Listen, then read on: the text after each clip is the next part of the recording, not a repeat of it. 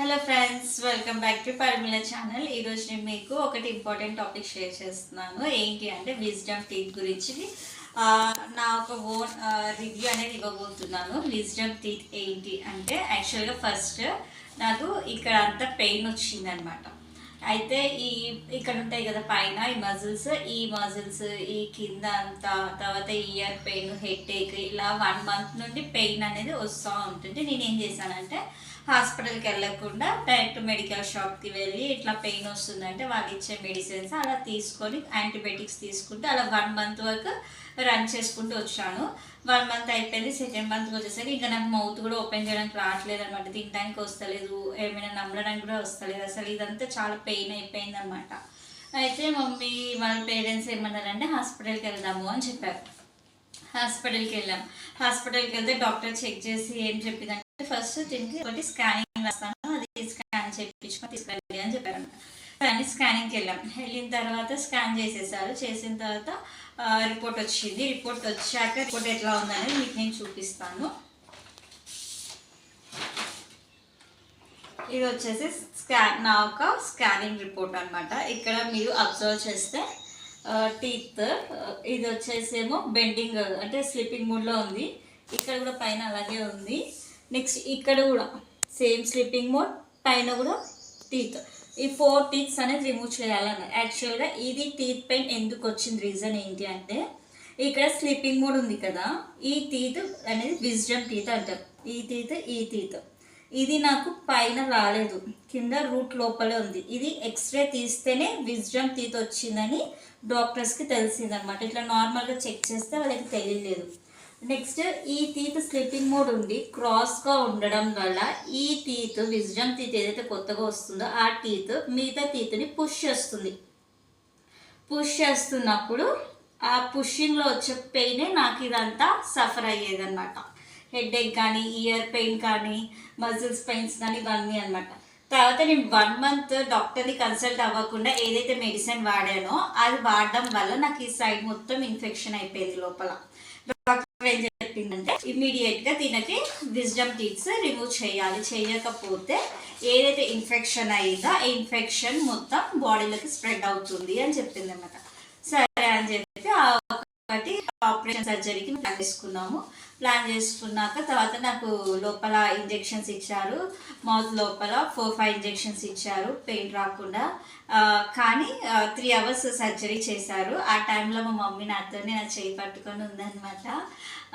Pain వస్తుంటే మా mummy నేను ఏడుస్తుంటే నాకు ఇవన్నీ వైప్స్ తుడుస్తూ ధైర్యం చెప్తూ అలాగ మాట్లాడుతూ ఉంది నాతోటి అనమాట 3 hours. తర్వాత చాలా పెయిన్ సఫర్ అయ్యాను అనమాట డాక్టర్ ఆ సర్జరీ చేస్తూ రిమూవ్ చేసేటప్పుడు. ఎందుకంటే మనకి టీత్ పైన కనబడితే వాళ్ళు ఇంజెక్షన్స్ పెట్టి ఏదో అట్లా చేసి లాగేస్తే అది వచ్చేసేది ఈజీగా. కానీ నాకేంటంటే అది లోపల ఉండడం వల్ల డాక్టర్స్కి రిమూవ్ చేయడానికి చాలా టైం పట్టింది. ప్లస్ వాళ్ళు ఇన్స్ట్రుమెంట్స్ పెట్టి లాగుతూ ఉన్నారు కదా, లాగుతుంటుంటే ఆ ఇన్స్ట్రుమెంట్స్ స్లిప్ అయిపోయి నాకు లోపల తాకి అలాగే ర్యాషెస్ లోపల అంతా కూడా అయ్యాయి అనమాట. తర్వాత ఇంకా 3 hours కంప్లీట్ అయిపోయింది. 2 teeth రిమూవ్ చేసేసారు. ఫస్ట్ ఈ రైట్ సైడే రిమూవ్ చేశారు, ఇంకా లెఫ్ట్ సైడ్ రిమూవ్ చేయలేదు. తర్వాత ఇంకా డాక్టర్ వాళ్ళు కాటన్ బాగా పెట్టారు, లోపల చాలా బ్లడ్ కూడా పోయింది. తర్వాత ఇంటికి వచ్చేసాము. ఇంటికి వచ్చేసిన తర్వాత కాటన్ 45 minutes ఉంచుకోవాలి. అది ఉంచుకున్నాక రిమూవ్ చేసేసినాక ఐస్ క్రీమ్స్ తినాలి, ప్లస్ జ్యూసెస్ ఎక్కువ తీసుకోవాలి, ప్లస్ ఐస్ క్యాప్స్ ఒకటి పెట్టాలన్నమాట. మనకి స్వెల్లింగ్ అనేది వస్తుంది, డెఫినెట్గా వస్తుంది. సర్జరీ చేస్తారు కాబట్టి స్వెల్లింగ్ అనేది కంపల్సరీ వస్తుంది. నా చెంప అయితే ఇంతలాగా ఉబ్బిపోయింది అనమాట. ఆ ఫొటోస్ కూడా నేను మీతో షేర్ చేస్తాను ఈ వీడియోలోనే. తర్వాత వచ్చేసి చాలా పెయిన్ ఉంటుంది అనమాట. అసలు కాటన్ కూడా మన లోపల ఏదైతే ఉంటుందో అది తీయడానికి కూడా తీసే సిచ్యువేషన్ ఉంటుంది అనమాట. అంత సివియర్ పెయిన్ ఉంటుంది. కానీ అలాగా కాటన్ తీసేసేయాలి. తర్వాత మెడిసిన్స్ వేసుకొని పండుకున్నాను. నెక్స్ట్ డే మాత్రం చాలా ఎందుకంటే మత్తు ఇస్తారు కదా, ఆ మత్తు ఉన్నంత వరకు మనకు కొంచెం పెయిన్ అనేది తెలుస్తుంది, బట్ అంత సివియర్గా తెలీదు. ఏదైతే మత్తు దిగిపోయినాక పెయిన్ అనేది చాలా అనేది మనకి తెలుస్తుంది. తర్వాత నెక్స్ట్ ఆపరేషన్ అయిపోయిన నెక్స్ట్ డే నుండి వాళ్ళు కొన్ని డాక్టర్స్ ఎక్సర్సైజ్ చెప్పారు. ఎక్సర్సైజ్ చేయాలి. 1 వీక్ మెడిసిన్స్ రాస్తారు, యాంటీబయాటిక్ మెడిసిన్స్ వాడాలి. వాడినాక 1 వీక్లో క్యూర్ అవుతుందా అంటే క్యూర్ అవ్వదు, కానీ డాక్టర్స్ అయితే అట్లాగే చెప్తారు 1 వీక్ మెడిసిన్స్ వాడండి తగ్గిపోతుంది ఏం కాదు అని చెప్తారు.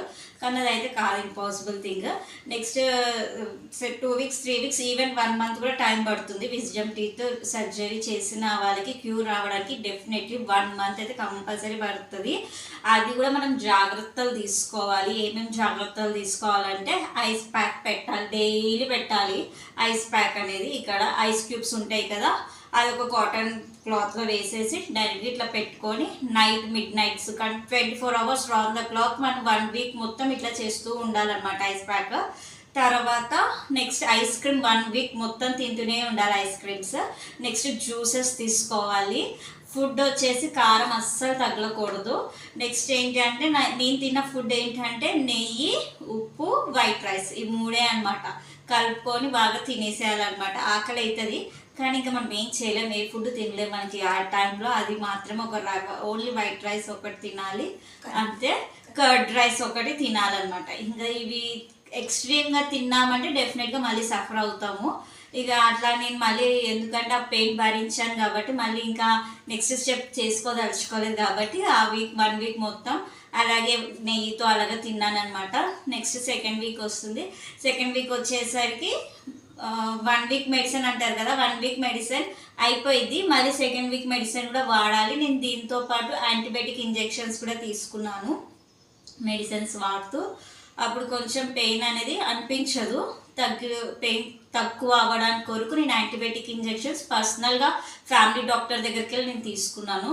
ఇది డెంటల్ వాళ్ళు సజెస్ట్ చేసిన వాళ్ళైతే కాదు. నెక్స్ట్ వచ్చేసి 2nd వీక్ కూడా మెడిసిన్స్ అన్నీ వాడాలి. తర్వాత మెల్లిమెల్లిగా కొంచెం లైట్గా కారం తింటూ అలాగా రొటేట్ చేయొచ్చు. హార్డ్ థింగ్స్ ఏవి తినకూడదు, అంటే గట్టి కొరికేటివి ఏవి అట్లా చేయొద్దు.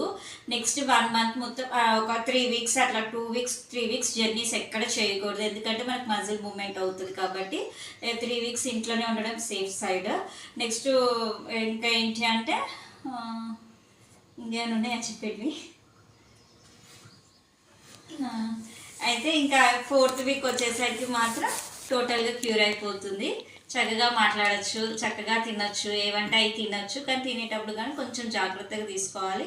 కానీ ఇయర్ పెయిన్ అయితే వస్తుంది, మీరు ఏం భయపడిన అవసరం లేదు. ఒకవేళ విజ్డమ్ టీత్ వాళ్ళు ఈ వీడియో కానీ చూస్తే ఎవరికైనా యూస్ఫుల్ అవుతుందని నేను చేస్తున్నాను, అలాగే నా ఎక్స్పీరియన్స్ మీతో నేను షేర్ చేస్తున్నాను. అంటే ఇయర్ పెయిన్ వస్తుంది డెఫినెట్గా, హెడేక్ వస్తుంది, బ్యాక్ పెయిన్ వస్తుంది, కాళ్ళ నొప్పులు వస్తాయి, టోటల్గా బాడీలో ఉన్న ప్రతి పార్ట్ నొప్పి వచ్చేస్తుంది అనమాట. ఇవంతా కూడా నొప్పులు అయితే ఉంటాయి. క్యూర్ అవ్వడానికి అయితే డెఫినెట్గా 1 మంత్ అయితే పడుతుంది టైము. డాక్టర్స్ ఇచ్చిన మెడికేషన్ జాగ్రత్తగా తీసుకోవాలి. మనం తినే ఫుడ్ డైట్ వల్ల కూడా ఒక 1 మంత్లో క్యూర్ అయిపోతుంది friends. So wisdom teeth surgery చేసిన వాళ్ళు డెఫినెట్గా ఎక్సర్సైజ్ అనేది చేయాలి. ఏంటా ఎక్సర్సైజ్ అనేది, విజ్డమ్ టీత్ సర్జరీ అయినాక 4th డే నుండి ఎక్సర్సైజ్ చేయడం స్టార్ట్ చేయండి. ఇది నాకు డాక్టర్ సజెస్ట్ చేశారు. ఫస్ట్ మన ఫింగర్ ఉంటుంది కదా, ఈ ఫింగర్ మనం ఇట్లా పెట్టాలి.